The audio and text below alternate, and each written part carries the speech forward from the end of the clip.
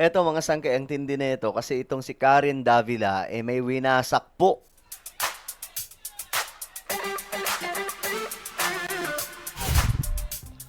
Hello, what's up guys? This is me. We are back dito sa ating YouTube channel.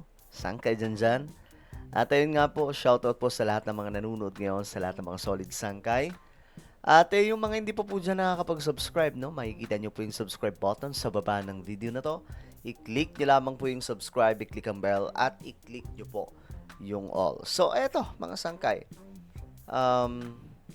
Ay, yung mga nasa Facebook pala, follow nyo po yung ating Facebook page. Ngayon nga, mga sangkay, ito po ang nangyari. Itong si Karen Davila, sobrang kulit. Yung spokesperson ng DOJ, okay?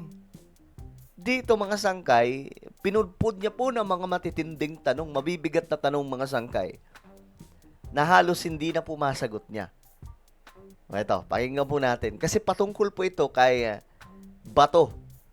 Sino daw ba talaga yung nag-order ng NBI warrant para iserve po itong warrant na ito laban kay Bato. Ngayon mga sangkay, nagkakalituhan kasi syempre itong si Karen Davila may alam po pagdating po sa kung ano po yung function nitong kung paano po gumagalaw itong DOJ at itong NBI, ano ang kanilang kaugnayan. So, tingnan po natin. Attorney, who ordered the NBI to serve the warrant? Oh, ganda ng tanong. Sino ba talaga ang nag-utos sa NBI na magsilbi ng warrant of arrest laban kay Bato? I'm just curious here. This is for clarificatory purposes. So there is an understanding already when senators are interviewed, because it seems everyone has an interpretation of the law. This is why we are where we are. So what is the government's interpretation? Number one, the government is cooperating with the ICC. Correct. Correct. Is that correct? Initially, yes. Right now, not yet. Today, you are coordinating with the ICC. Punto por punto itong ginagawa ni Karen No, not you personally, the government. No, The no. government. Today, I can say for certain, no, many different personalities involved. Today, at least. Okay. Now, Alam nyo mga sangkay, nagkakagulo sila. Tungkol po dyan, mga sangkay, sa jurisdiction ng ICC. So, sinasabi niya, parang nililihis niya po yung gobyerno na parang kung ano yung tingin ng DOJ, hindi yun yung tingin ng buong government.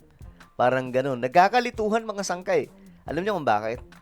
Kasi malabo po yung natin.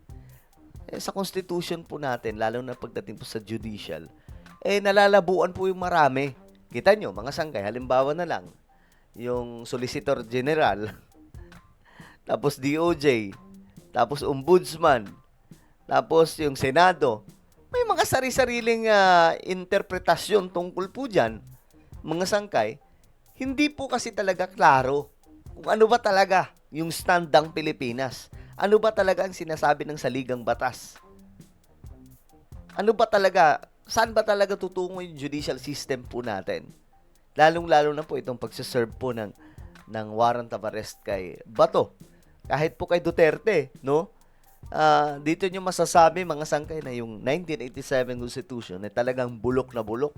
Hindi malinaw Diba? Kanya-kanyang interpretasyon. Tama si Karen Kahit yung mga senador, may kanya-kanyang interpretation. we did receive the warrant, of course, normally, Ms. Karen. Siyempre, I mean, in the ordinary course of things, talaga may tumanggap. All right. So ang point ko ito, sino ang nag-utos sa NBI Oh, ganda ng tanong. Sino ba talaga yung nag-utos sa NBI? arrest Bato last Monday? Ayan na. It's not interrogatory, it's just a clarificatory question. Kumbaga, wala namang problema doon. Gusto lang maklaruhan ni Karen kung sino pa talaga yung nag-utos sa NBI. For my understanding as a journalist, who ordered the NBI last Monday go to the Senate and arrest Senator Bato? Yun na.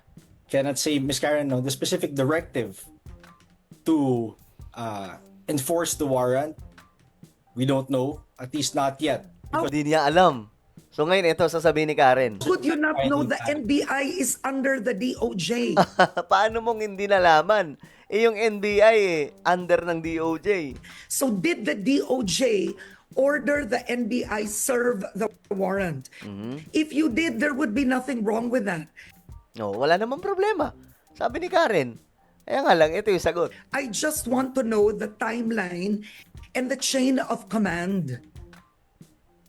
I can't say for certain what the chain of command was, Miss Karen. No, you'll have to forgive me for that matter. Okay, but we do know that there was But coordination. you are the spokesperson of the Justice Department. Forgive me, sir.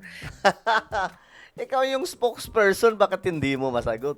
I don't mean to be rude. How could you not know a simple chain of command Yan na, mga sangkay.